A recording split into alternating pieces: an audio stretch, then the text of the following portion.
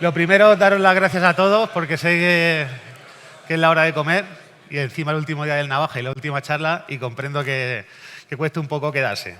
Voy a intentar hacerlo lo más ameno posible. La charla trata sobre todo sobre mi último año como Security Research, por así decirlo. Ahora explicaré las diferencias en las plataformas de Bug Bounty. Entonces, el título es un poco confuso, pero al final trata simplemente de las últimas vulnerabilidades que he estado sacando de las plataformas de Bug Bounty. Le he puesto también AK Confusion Attacks Part 2, porque no sé si conocéis a Orange SI, que es el referente de este tipo de ataques a nivel mundial. Entonces, bueno, es un poco el índice. No iba a poner índice porque realmente no se suele poner índice en este tipo de presentaciones, pero bueno, un poco quién soy yo, conocimientos previos que hay que tener para intentar entender este tipo de charlas. Y bueno, luego hablaremos de los ataques de confusión, Path Traversal vía Escape Confusion, Path Traversal vía Extension Confusion. Bueno, ahora entraremos en detalles. También hablaré del bug que saqué en PortSiger, que es público. Y luego, basándome en los ataques de confusión también, pues hablaremos de cómo revelar el código fuente de diversas aplicaciones a través del Path Traversal o del porcentaje 3F. Bueno, como muchos sabéis, soy 0xDummy de HackerOne, 0x1000 en Backcrowd y 0xDummy en Integrity, ¿vale? Y soy Security Research at Everywhere. Esto es importante, la diferencia entre Security Research y Bug Hunter, porque realmente parece ser que todavía no se termina de entender. Un Bug Hunter es una persona, un atacante, por así decirlo, que dado un scope hace lo que puede. Le llega una invitación a un programa privado y hace lo que puede. Y un Security Research es, basándose en ensayo, prueba y error y analizando comportamientos de aplicaciones, llega a encontrar bugs. A lo mejor pueden pasar varios meses hasta que se encuentren bugs. Entonces, el funcionamiento, o sea, la forma de trabajar es bastante diferente con respecto al Bug Hunter tradicional. Como hemos dicho antes, para intentar entender este tipo de ataques se tiene que comprender, o sea, se tiene que tener unas ligeras nociones de lo que es un proxy inverso. En España, por desgracia, las compañías no suelen usar proxy inverso. Lo que hacen es simplemente crean aplicaciones dentro del servidor y cada usuario se mete a esa aplicación. Pero a grandes rasgos, un proxy inverso es una aplicación interna accesible para los usuarios de una organización con el objetivo de que esa aplicación no esté expuesta a Internet. Sería, a grosso modo, un poco lo que es un proxy inverso. Entonces, bueno, los ataques de confusion se me adelantó antes ahí, cuando yo estoy investigando este año, este tipo de ataques que surgieron a través de lo que hemos dicho de ensayo, prueba y error, me di cuenta de que este hombre, que es el referente a nivel mundial de este tipo de ataques, estaba trabajando justamente en lo mismo que yo.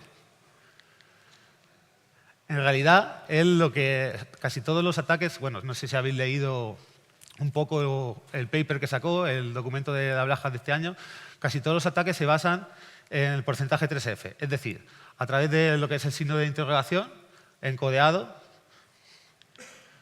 en Windows, sobre todo Windows, porque es donde él trabaja, se acceden a diversos, o sea, digamos que tiene como diversos tipos de ataques basados en porcentaje 3F, bypass de ACL, ¿qué significa? Que un recurso que no es accesible, que te da un 403, por ejemplo, a través del porcentaje 3F y cierta combinación de caracteres es capaz de acceder a ese recurso, o bien a través del porcentaje 3F es capaz de leer el código fuente de las aplicaciones.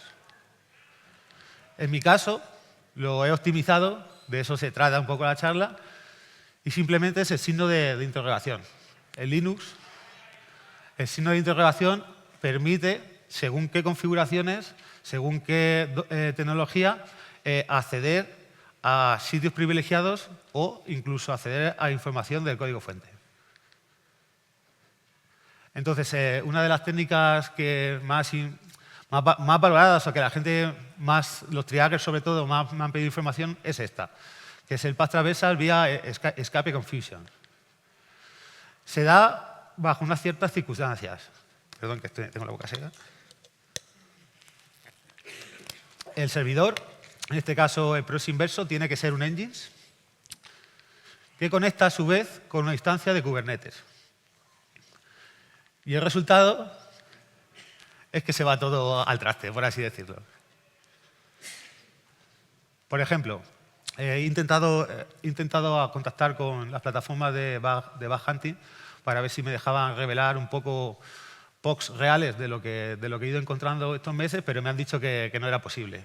Entonces, no, me tendréis que creer y nos imaginé, todos los ejemplos serán sobre sample.org.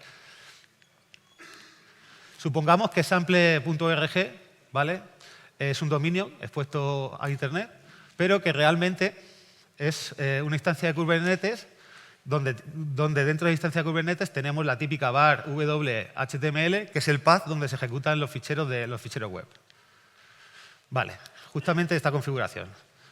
Sample.org es externo, podría ser en lugar de sample.org varios dominios o asterisco incluso sample.org, es decir, ciertos dominios que apuntan, que el proxy pass apunta a una instancia de Kubernetes.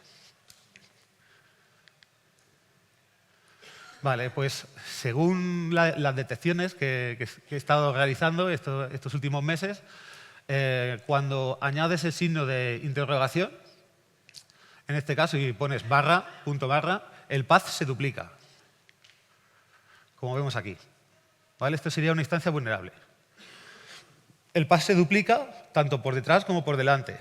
Y aunque no se ve, una vez que entra, volvemos aquí, una vez que entra dentro de HTML, pivotando hacia detrás, estamos dentro de la instancia de Kubernetes y se transforma. El signo de interrogación se transforma en una barra. ¿Vale? Lo que permite...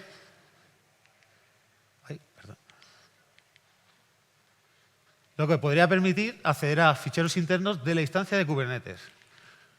En este caso, por ejemplo, pivotaríamos 3 hacia atrás, llegaríamos a la raíz y seríamos capaces de leer el fichero de tcpassword.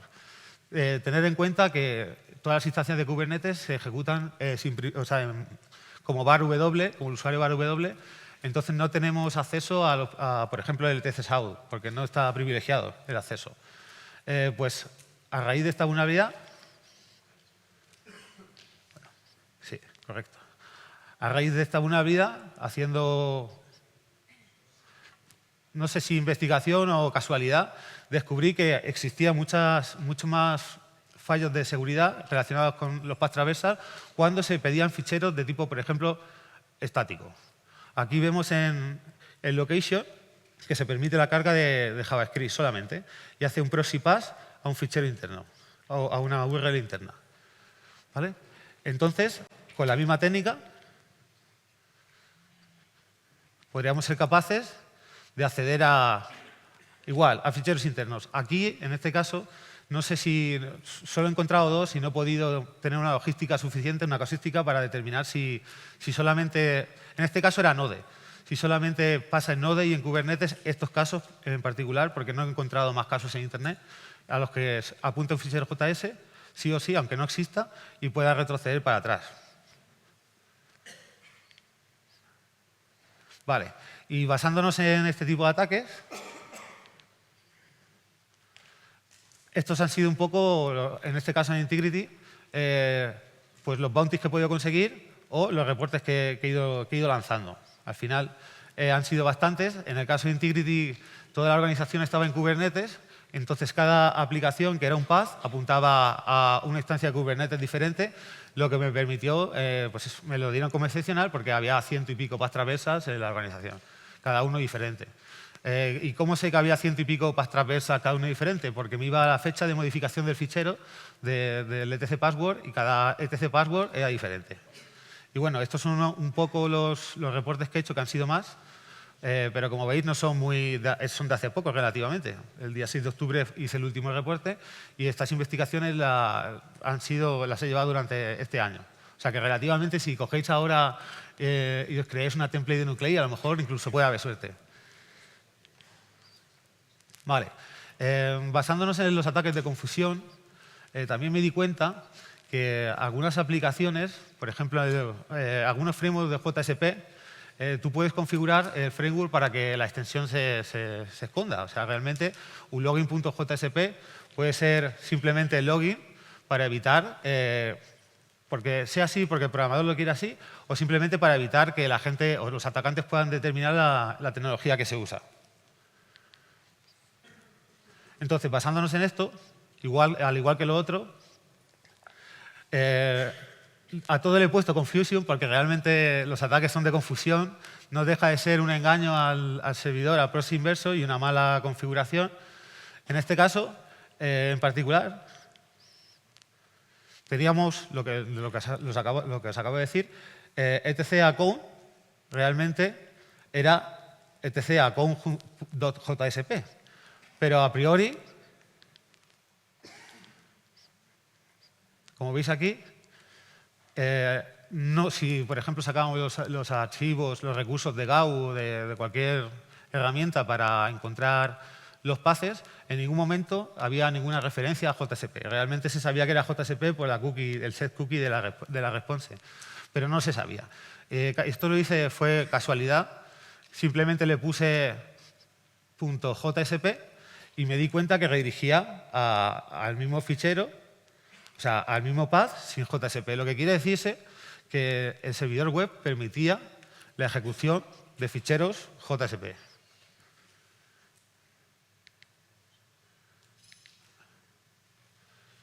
A ver si me he pasado. Sí, muy bien. Vale.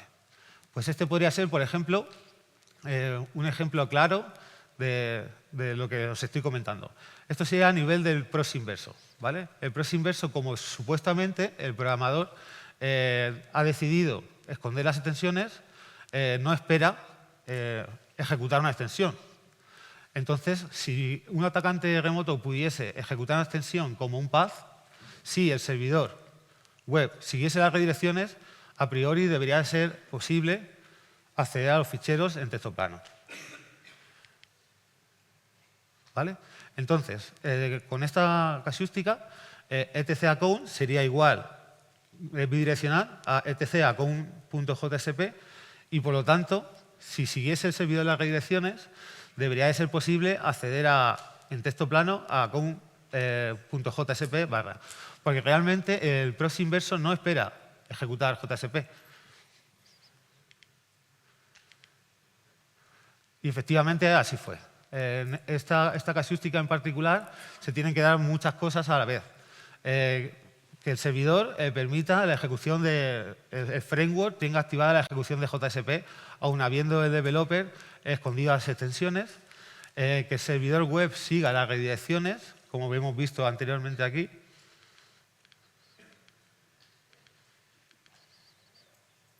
¿Vale? Y, por lo tanto, poniéndole simplemente el recurso con el .jsp y la barra, seríamos capaces de ver en texto plano el código fuente. Lo que os comentaba, esta casuística sí que se ha dado bastante, sobre todo en grandes organizaciones, porque, como sabéis, las grandes organizaciones suelen esconder las extensiones para evitar estar gestionando las propias extensiones. Y como casi todo ahora se hace en Node, casi todo se hace en Node.js o algún framework de JavaScript, pues normalmente quita las extensiones y así se evitan estar determinando qué extensiones se ejecutan.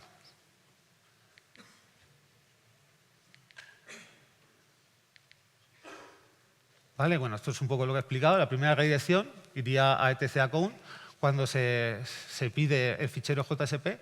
La siguiente redirección iría a la barra y desde que el path sigue la redirección y el proxy no se espera ejecutar JSP, los ficheros de la aplicación siempre redirigen al path principal. ¿Vale? Y sería pues hackeado. De esta casuística habré encontrado unas 30 o 40 vulnerabilidades. Cuando digo JSP, digo cualquier lenguaje que tenga extensión. No solamente quedaros con JSP, podría ser perfectamente PHP o cualquier otro fichero, cualquier tipo de extensión. ¿Vale? Aquí pongo otro ejemplo, basándome en las redirecciones. A veces no siempre van a esconderse las extensiones. A veces podemos ver tan sencillo como ver un un login.jsp y determinar, poniéndole la barra, que es posible ver el código fuente. Esto es más bien porque el proxy inverso no espera recibir un fichero con extensión ejecutable y luego la barra. Es decir, que lo trate como si fuese un path.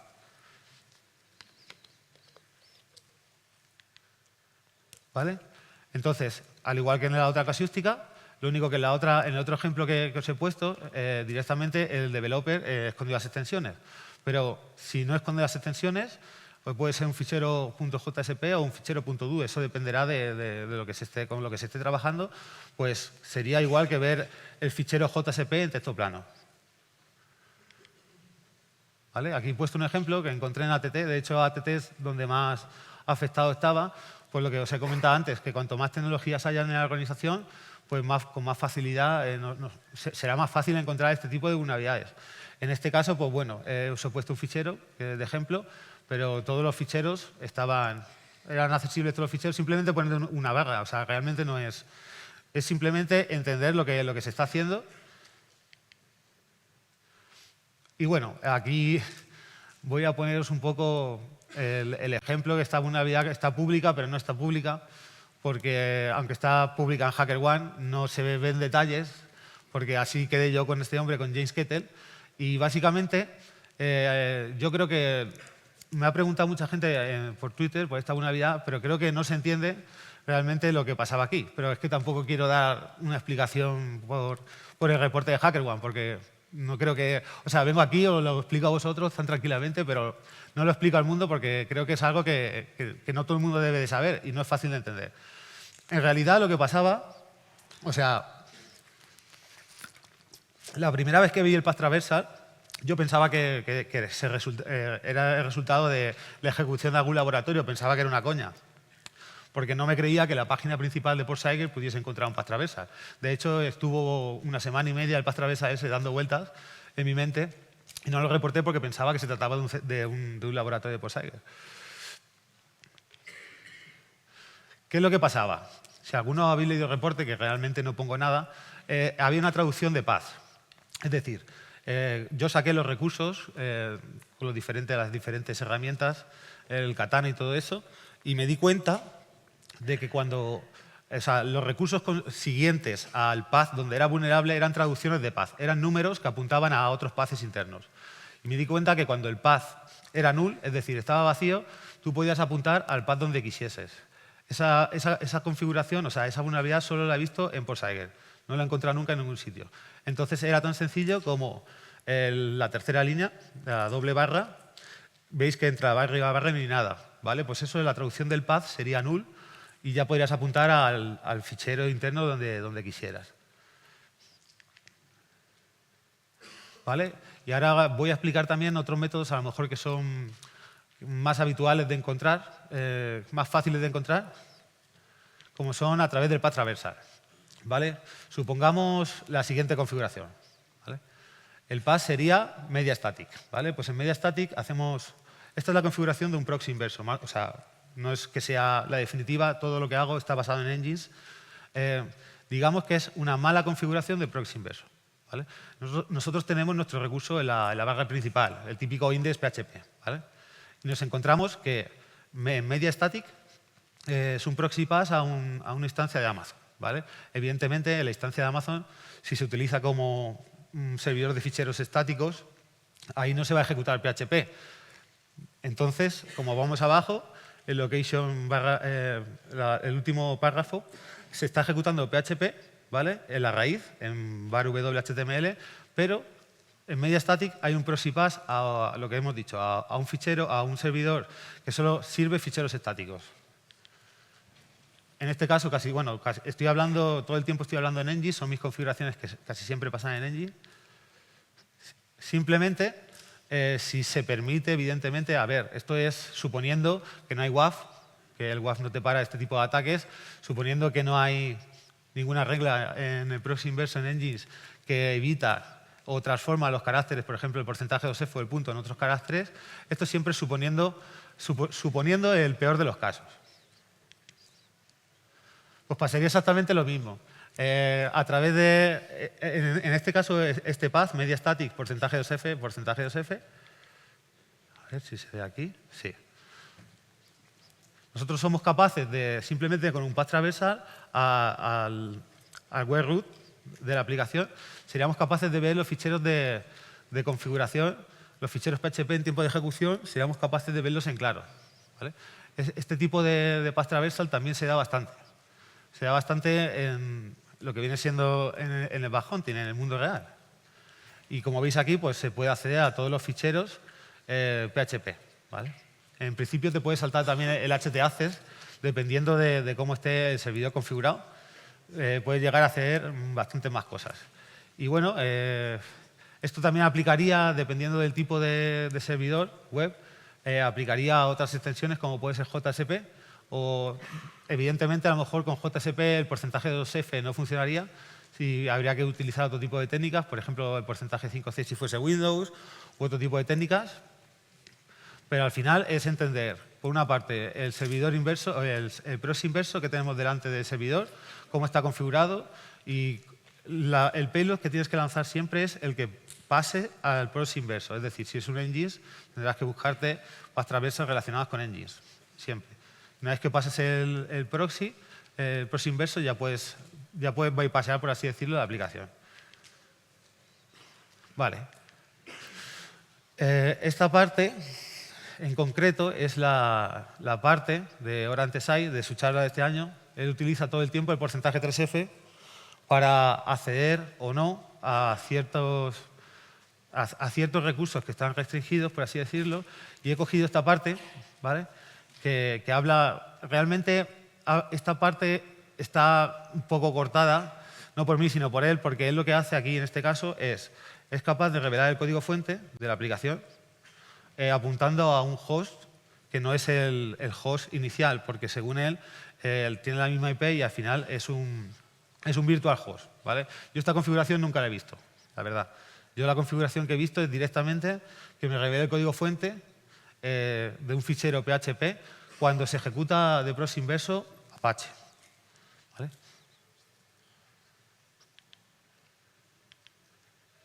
Por ejemplo, hace ya muchos años, sin saber muy bien lo que estaba haciendo, fui capaz de acceder a globals PHP con porcentaje 3F.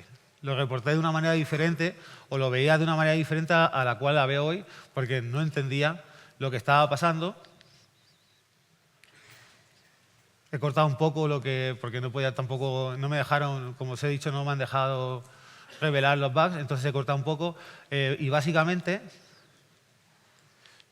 esto fue en el año 2020, pues en Yahoo fui capaz de acceder al final es un proxy inverso y hay que entender que una vulnerabilidad en el proxy inverso supone 700 dominios que se corrigen con un solo fix. Aquí, en este caso, fui capaz de ver el código fuente de 6.000 dominios o 4.000 y pico dominios de Yahoo. O sea, todo lo que era código fuente de PHP.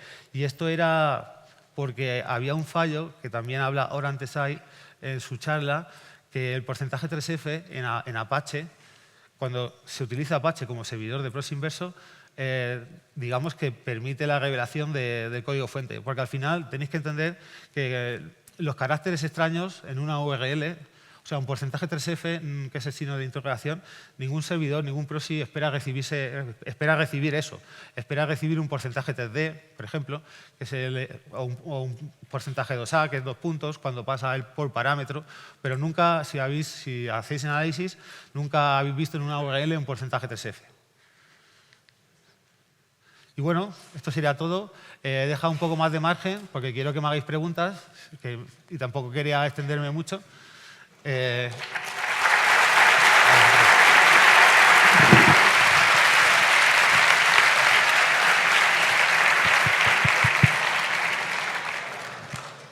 ¿Preguntas? Venga, que os ha dejado tiempo. Ahí. Ay, sí, señor Cron, ahí abajo. Muy bien.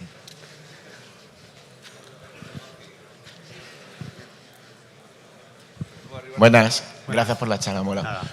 Una pregunta que no acabo de entender porque la vulnerabilidad y con tanto por ciento 3F y demás, supongo por lo que veo es que el servidor, en el caso de Nginx o Apache, me da igual, está desplegado el código fuente en el mismo servidor. Quiero decir, si tú haces un proxy pass y tienes el Nginx o el Apache en una instancia y el servidor de aplicaciones en otra y va por red, entiendo que en ese caso no aplica. Sí aplica porque es un proxy pass a un servidor interno, donde el servidor interno se ejecuta el PHP. Tú lo que haces es, para no darle visibilidad, por ejemplo, al path admin, supongamos, ¿vale? Y ahí tenemos un proxy pass a una IP interna donde se ejecuta cualquier tipo de PHP, lo que sea. El objetivo del reverse proxy es que no esté accesible directamente, como si fuese un dominio, para poder hacer escaneos. Entonces, cuando haces proxy pass al PHP, ahí es donde se da el fallo realmente, no en el servidor web. Es decir, todos los paths que sean, por ejemplo, admin, a partir de ahí es donde es vulnerable, no antes. Claro, yo creo que me estoy explicando como el ojete. Quiero decir, perdonadme. Quiero decir, realmente el que lo hace mal, para que nos entendamos, es ese servidor web, el Nginx o el Apache, ¿no? El proxy inverso, sí. O sea, lo que es la aplicación, no. Lo que es la aplicación, que es el proxy pass a una aplicación interna, eso es la aplicación interna. Es cómo se comunica la aplicación interna con la aplicación web. Claro, eso me refiero. Si el Nginx o el Apache no tiene acceso al código fuente... O sea, realmente el código fuente está en una IP interna, ahí, escondido. ¿Vale? Entonces, la traducción de pases que te dice que la palabra admin va a una IP interna. Entonces, la comunicación entre admin y el servidor interno, ahí hay unas reglas. Esas son las reglas que están mal configuradas. Es simplemente la regla del Nginx. Es decir, location admin, proxy pass a una IP interna. ¿Vale? La IP interna está correctamente configurada. O sea, lo que hay dentro de la IP interna, que es un servidor web, el que sea. Pero la comunicación entre admin y esa IP interna, ahí es donde está el fallo. Se tiene que evitar eso porque realmente no espera recibir la aplicación ese tipo de caracteres encodeados. Y cuando se lo recibe es cuando rompe. Después te lo pido en la servilleta porque creo que no me estoy explicando bien. O sea, yo entiendo como servidor web, ¿vale? Lo que hay en el proxy pass, ¿vale? Que sería la aplicación interna. Y luego entiendo como el servidor también web, pero para que se comunique lo que es un proxy inverso. ¿Vale? Entonces el fallo sí, sería como tú dices, lo que está antes de llegar al proxy pass. Exacto. No sé si he respondido a tu duda. Es que yo creo, porque me pasa como a él, que yo creo que el fallo está en el servidor que está detrás del proxy, porque nunca debería dar el código fuente. Ya, pero porque no se espera recibir eso.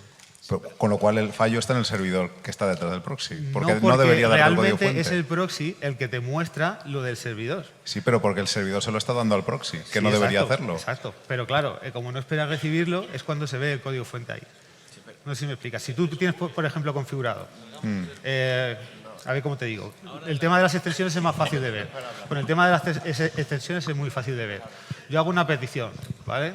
El proxy no tiene puesto la ejecución de, por ejemplo, JSP. No la tiene.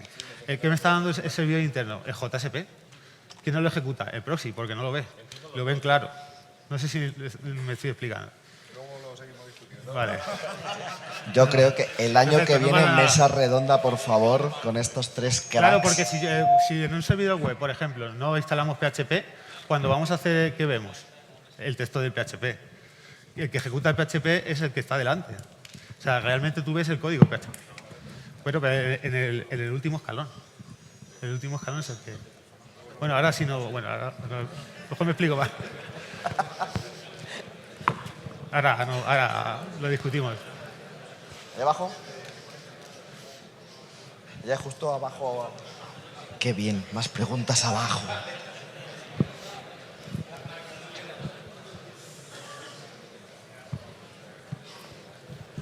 Bueno, buena charla. Un poco al hilo de que decían ellos. Entonces, ¿las estrategias para mitigar esto hay que aplicarlas en el proxy o hay que aplicarlas en el servidor web? En el proxy. ¿O en los dos lados? Bueno, a ver, realmente yo lo que cuando he hablado con los developers, porque siempre intento preguntar un poco para yo estar seguro en lo que hago y seguir haciendo research, siempre intento preguntar un poco qué es lo que han corregido. Siempre me responden que es el reges del proxy inverso en todo el tiempo. Lo que hayan hecho internamente no lo sé, pero creo que no suelen tocar nada interno. En la mayoría de los casos, bueno, no me han dicho nunca nada que hayan tocado algo de la aplicación. Siempre me han dicho, he cambiado la línea, he modificado este reges intentaba bypassearlo y nunca me han dado más información. Es que cuesta un poco también obtener información a veces del fix.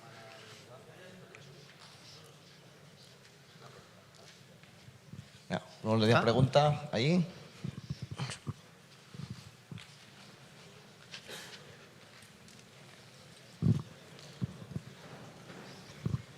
Si nos encontramos un WAF a la hora de hacer este ataque, para intentar burlarlo, ¿se podría intentar tirar de request smuggling, TCL o CLTE? Es que request smuggling también te lo van a banear. Es decir, es complicado a día de hoy, por ejemplo, incluso Akamai Cloudflare, creo que /... ya te banea, creo. O sea, eso es lo último que yo sé. Imperva creo que también. /... también te lo banea. Pero me refiero, tipo, si intentases, no sé, por ejemplo, esto es algo, en su momento me rayé mirando mucho porque yo pensé... Esto tiene por detrás algo, que es, no tiras el path traversal realmente a la aplicación, sino intentas ver si eso apunta a otro sitio que sea externo. Por ejemplo, en el caso del primer ataque que hemos hablado, que es el de escape confusion, ¿vale? Todo el tiempo apuntaba a instancias de cloud, de Amazon, de otros proveedores. AWS no tiene WAF para parar el ... En el caso de, por ejemplo, Akamai, si te encuentras un path traversal con escape confusion, a través de la técnica que he comentado, que es poner un signo de interrogación, la barra, el punto y la barra, ves que se duplican los dos pases hacia adelante y hacia detrás. Y si le das una vuelta a eso, puedes conseguir que te dé el location con un nombre. O sea, que apunte el location a redirect a un servidor y con un poco de suerte puede ser que tengas acceso en CRT a el nombre del servidor y puedas llegar a identificar la instancia de AWS que es vulnerable. Es complicado en ese caso.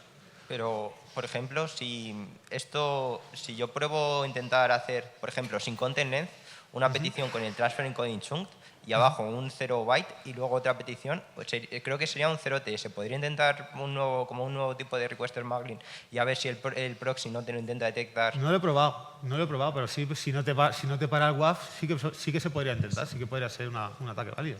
Pero no lo he probado porque simplemente no lo he probado.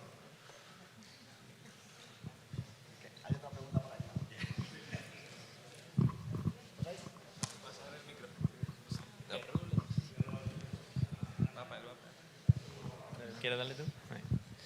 ¿Qué tal? Muy buena charla. Quería preguntar sobre la primera parte de lo que explicaste de Kubernetes. Habías probado con Kubernetes y con Node. ¿Con Apache, por ejemplo, eso no funcionaría? Con Apache no funciona, seguro. Porque con Envoy lo he visto, un caso. Al final yo he lanzado a todo Internet. Entonces, para obtener una casuística, para determinar dónde está el fallo, al final cuando lo encuentras tienes que hacer payload spray, por así decirlo. Y solo lo encuentran en Envoy y en Nginx. Parece ser que Apache no tolera, o sea, no puedes pivotar sobre un signo de interrogación en Apache. Es lo que yo he visto. Ok, perfecto.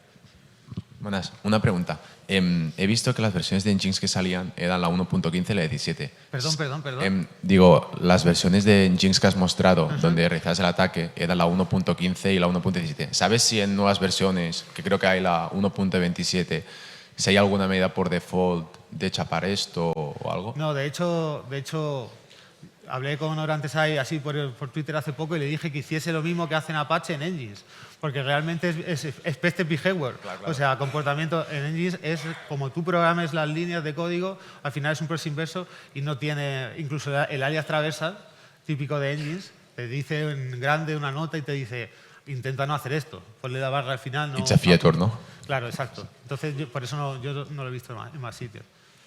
Gracias.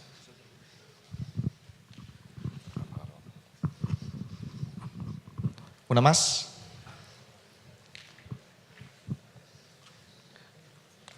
¿No? Un fuerte aplauso, por favor. Vosotros.